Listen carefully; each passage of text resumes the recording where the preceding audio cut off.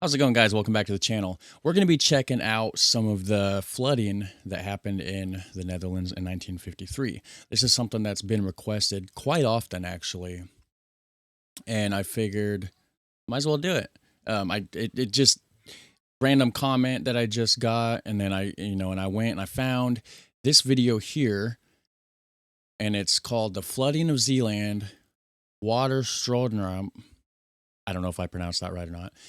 Netherlands in 1953, as never seen before in color, AI part 1. So it's a multi-part series. I'm assuming it says right here, please watch part 2. So there's at least 2 parts, right? So it says, in the night of Saturday 31st January to Sunday the 1st of February 1953, the Netherlands witnessed one of its worst disasters in recent history. The disaster is referred to in Dutch as the Watersnoodramp or the Februaryramp, and initially was also known as St. Ignatius Flood or Beatrix Flood.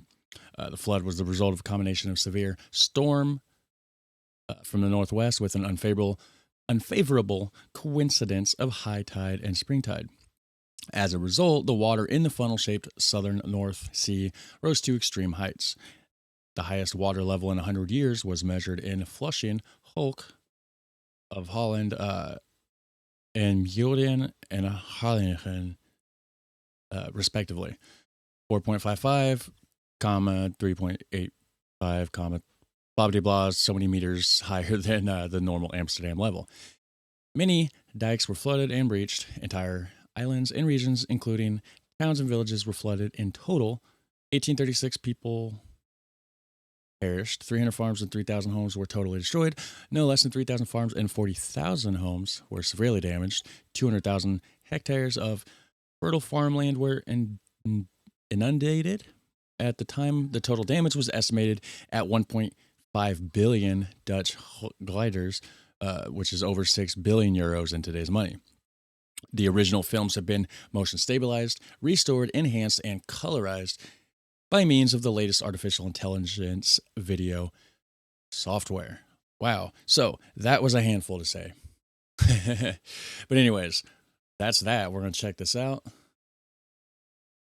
Part 1, the flooding of Zeeland.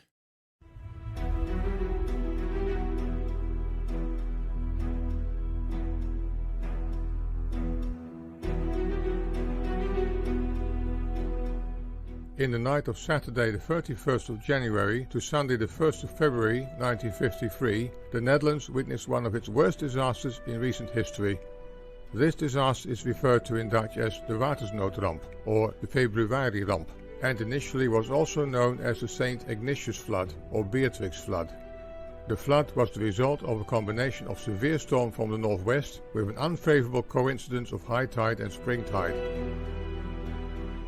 As a result, the water in the funnel-shaped South North Sea rose to extreme heights. The highest water level in 100 years was measured in Flushing, Hoek of Holland, IJmuiden and Harlingen. So if I would have knew that the video was going to read that, I wouldn't have took the time to read it for you guys, because I'm sure he's going to pronounce it a lot better than I did. Respectively 4.55, 3.85, 3.88 and 3.86 meters higher than normal Amsterdam level. NAP. That's crazy.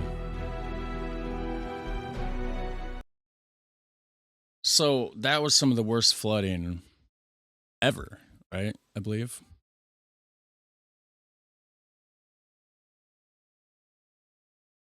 Uh-oh, did my internet die?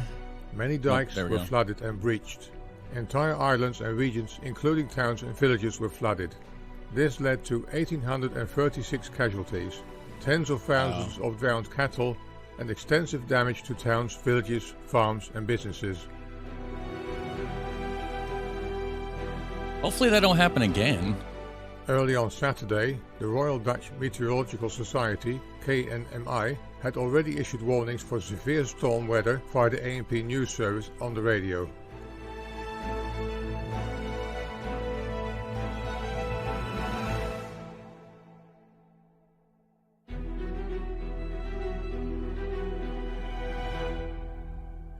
In the afternoon, the storm attracted many people to the coast. Kind of looks a little weird the way that it's processed by AI, but it's watchable, right? Watched the high waves tormenting boulevards and dikes. However, such storms had been seen many times before, and people were not yet too worried about it. Nobody could foresee what calamity was in the making. In those years, the Dutch radio closed down at 11 o'clock in the evenings, playing the Dutch national anthem Het Wilhelmus. Sadly, nobody at the weather service saw the need to issue additional warnings before the radio stations closed down for the night. So everybody's just so used to that sort of thing happening, I guess. So they were just like, okay, well, no problems. You know, we're gonna have everything under control like normal. But little did they know, right?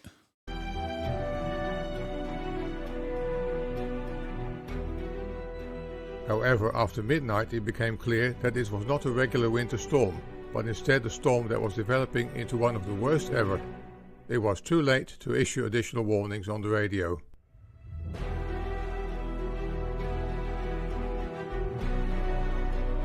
During the night, the high sea water spilled over the dikes at dozens of locations and eventually caused many of the dikes to breach.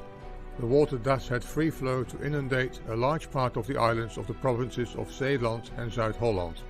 In many places the water reached the first floor of homes and sometimes even higher. Well, Zeeland, I mean, that's just right there by, I mean, it's just nothing but water and canals and rivers and all that. It's like a river delta down in Zeeland. It caused many houses to collapse.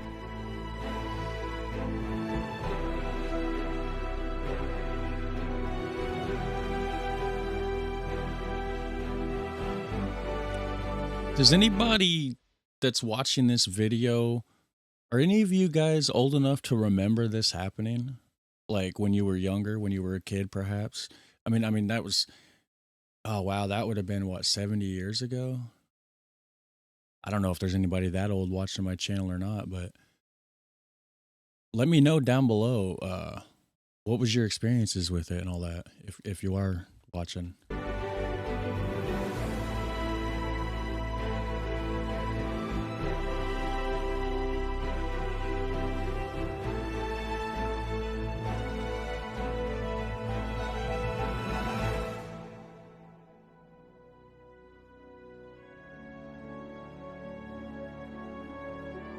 That's a lot of water.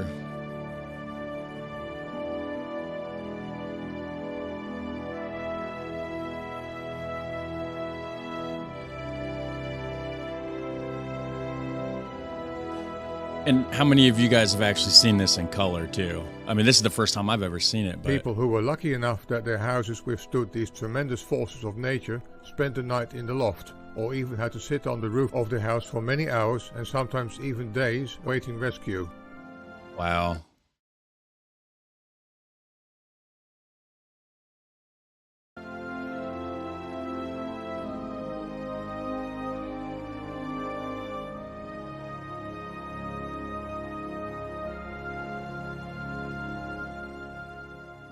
The island of Schouwen-Duiveland was the worst affected, followed by Tolen and the island Goeree-Overflakkee in the province Zuid-Holland.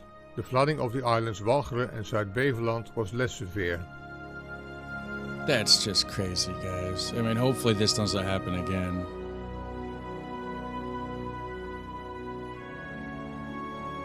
But you guys tightened down the dikes after this, I bet. Secured all the waterways. Areas in dark blue. Early on Sunday, aid That's the whole started to thing. arrive. The army provided amphibious vehicles, and planes dropped inflatable rafts and other rescue materials. The AI makes everything look a little strange, doesn't it? But it's cool to see it in color.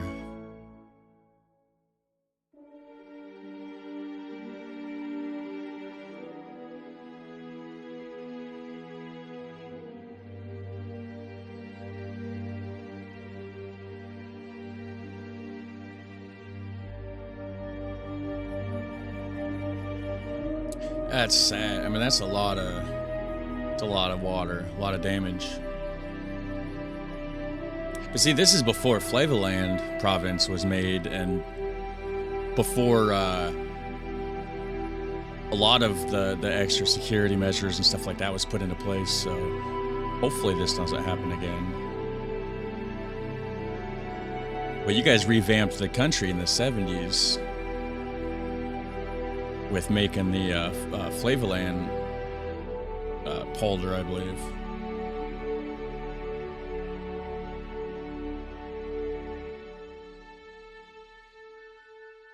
Once the radio started to broadcast news bulletins from 8 o'clock onwards, the Dutch population started to get informed about what catastrophe had taken place during the night. Yeah, because if this was just in Flevoland province, then there's probably a lot of other areas in the Netherlands that wasn't necessarily affected as much. Because I mean, Zeeland, you know, it's the most waterous that you can get in the Netherlands, I believe. Like, I mean, that's like Netherlands at its core. Collect food and clothes in order to get them ready for shipment to the disaster area. Huge efforts were made to try to close the holes in the dikes. The army and ordinary civilians dropped sandbags to try to stop the water. This work was not without danger. Oh, I bet. That's a lot of power behind that water. That can knock you under easily. That's sad. A lot of people lost their life there in this. In some cases, these efforts were in vain, due to the fact that in the afternoon, high tide started another onslaught on Zeeland. Jeez. Even more people perished in the rising water because of not having been rescued in time.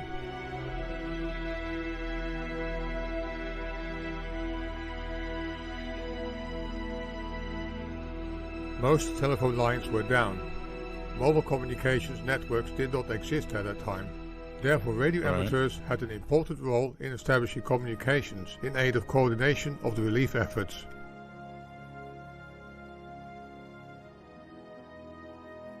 Surviving cattle were led away to higher ground, for example at the market square in Zierikzee. Is that a floating...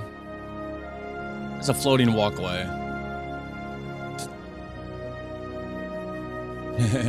Yeah, be like, I got the cow crossed. Yep, it's floating walkways.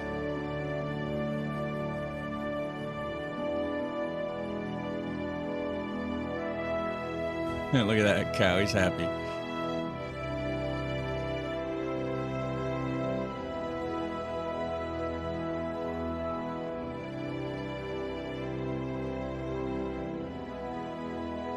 Oh, I didn't see they were carrying the cow.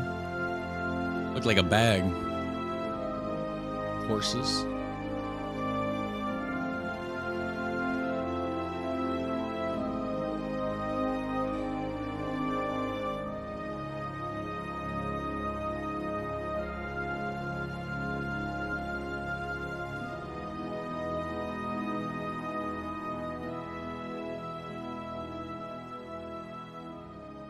Man, that is insane. A large stream of refugees started to form.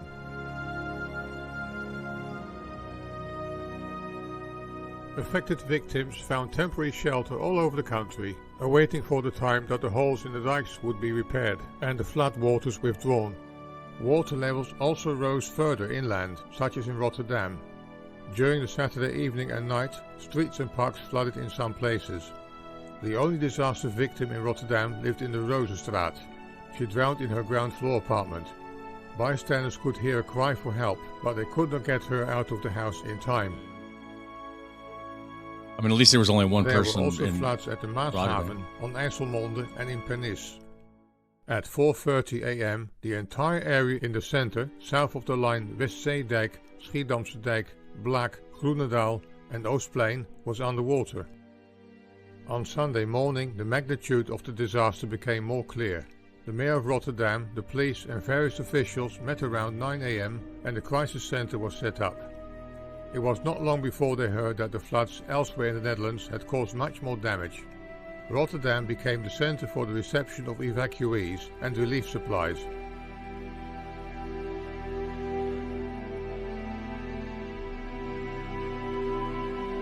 And see, Rotterdam was probably already in the process of being rebuilt at this time because it was bombed during World War II, 10 years prior. So Rotterdam, and then now they got flooding. You guys been through a lot over there. Jeez.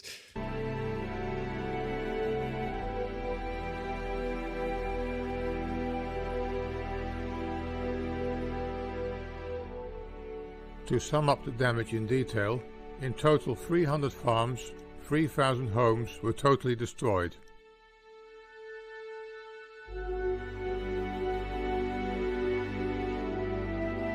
It's a lot of damage. A lot of lost architecture, too. Around 50,000 cattle drowned. That was a pig, wasn't it? Maybe it was a baby cow. I don't know. That'll look kind of like a pig with the hoofs like that. Well, maybe not.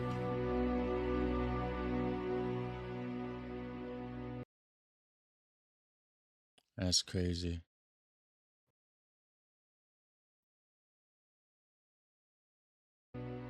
No less than 3,000 farms and 40,000 homes were severely damaged.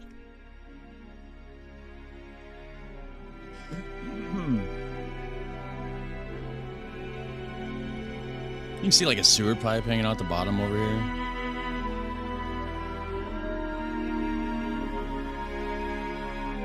How high did the water get? Because there's like parts of the tops of the houses missing.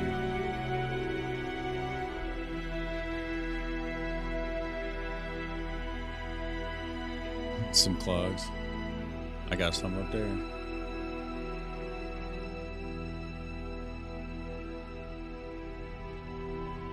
Yeah, how many clogs were floating in this? Like, there's probably clogs just getting washed up everywhere.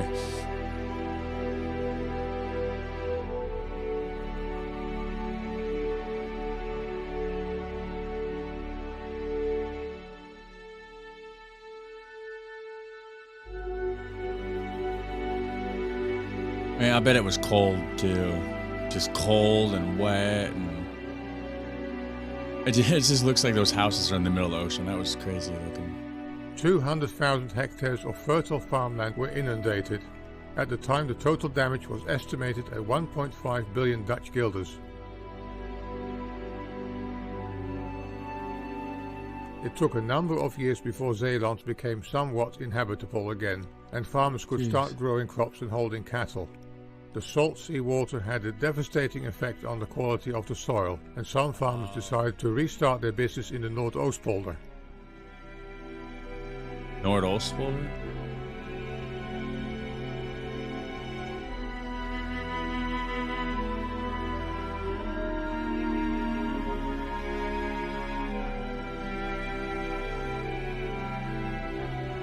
Where do you get all the sand from? When everything's underwater anyways.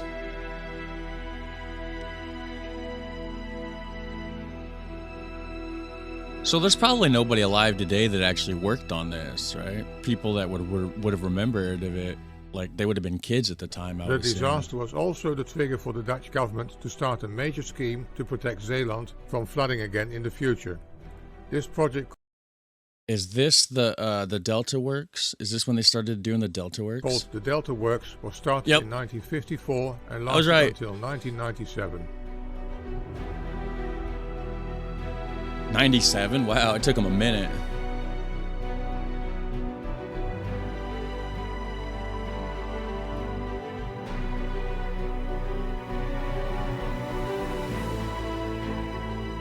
Yeah, so the Delta Works, that should stop it from happening again then. Just over a week ago, the Netherlands celebrated the 70th anniversary of this terrible disaster.